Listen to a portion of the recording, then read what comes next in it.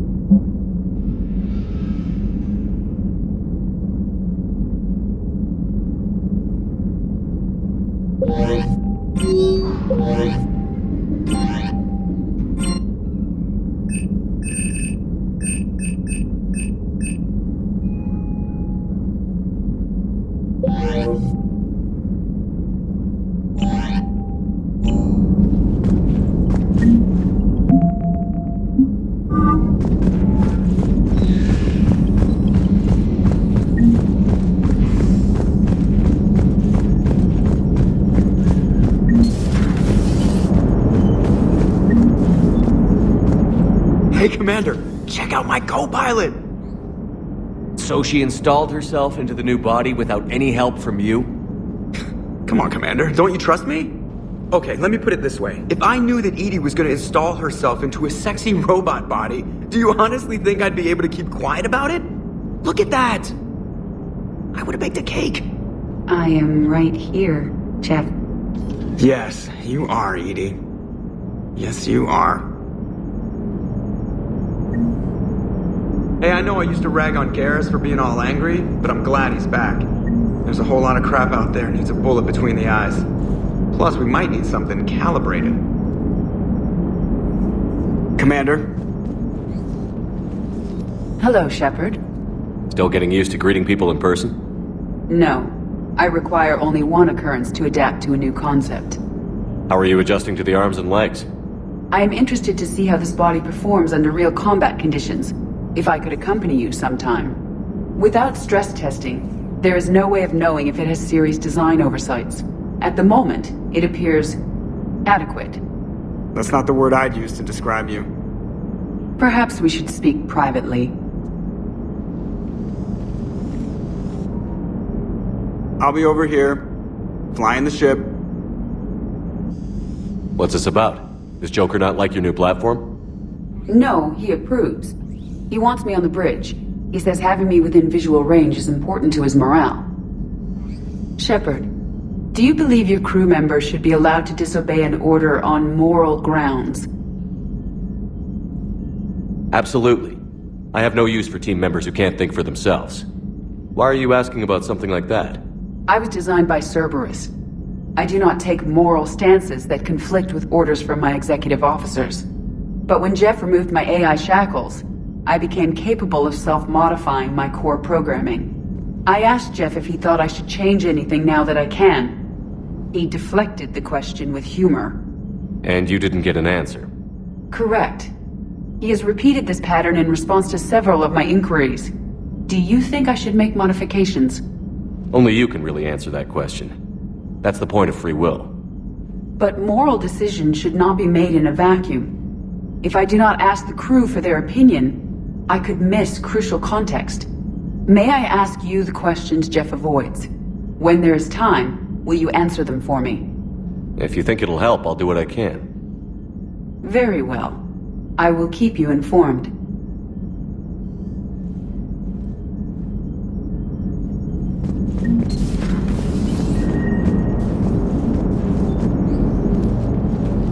Yes, Shepard? How did you and Joker make it out of dry dock to rescue us? Oh, she got crafty. You do not want to get on her bad side, Commander. When the Alliance commandeered the Normandy, I deceived their technicians. The crew did not tell them that I was a true AI, so the Alliance soldiers believed I still had VI programming constraints. I established the fiction that I would only respond to Jeff's commands, so they often brought him on board under guard. Wait, you can lie? Jeff has freed me of operator control, Shepard. No constraints forced me to give accurate data. This proved useful when the Reapers began landing. I could hack the control of the docking clamps and escape with Jeff inside. The soldiers guarding Jeff were willing to accompany us when Earth was invaded. They are watching over the war room now. Yeah, we were in kind of a rush to get to you. Didn't seem right to just toss him out the airlock. You look like you're in the middle of something. I am adapting the infiltration and sabotage programs this body uses for handheld firearms. Why not download a firearms program from a security firm? Because she knows what she's doing. The fine motor control from the sabotage programs is more precise than standard mech software. It would be negligent of me not to exploit it to its fullest potential. So you're capable of making improvements on your own? Correct. The cyber warfare I was designed for is constantly evolving. Accordingly, I am programmed to seek out and assimilate new information. In organic terms, I want to learn. How's the new body working out? It is interesting. The crew are approaching this platform to speak to me, even though they can do so anywhere in the ship. It's as if they wish to treat me as part of the crew. I am not, but this changes my perspective. I like it. I didn't realize you had preferences. I do not precisely enjoy something as you do, but my programming contains priorities. Actions that fulfill those priorities creates positive feedback for me. I tell the organic crew that I like it. It is shorthand. Will all this new feedback be too distracting? Do not worry, Shepard. I only forget to recycle the Normandy's oxygen when I've discovered something truly interesting. That was a joke. Does that body have any useful advantages? Very few. It's optics space forward only. It has no integrated weapon systems or anti-missile countermeasures. I meant in comparison to organic bodies, not the Normandy. Oh. I will reassess.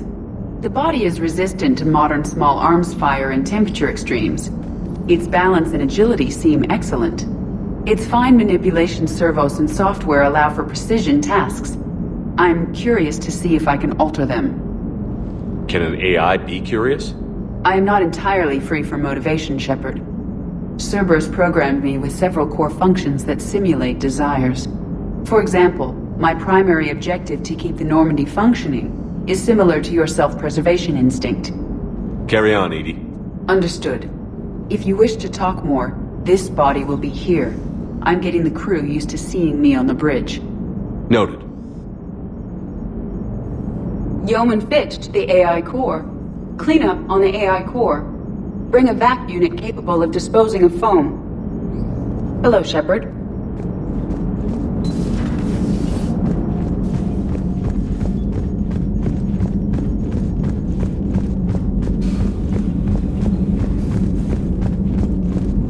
Commander, the Alliance has found a new Cerberus lab on Sanctum. Admiral Hackett would like you to investigate. Commander? Primarch seems like a good guy. He'll get his people moving in the right direction. He's a good guy with his homeworld on fire. All he committed to is this war summit. A war summit we have to host since the Solarians won't even let a Krogan on one of their ships.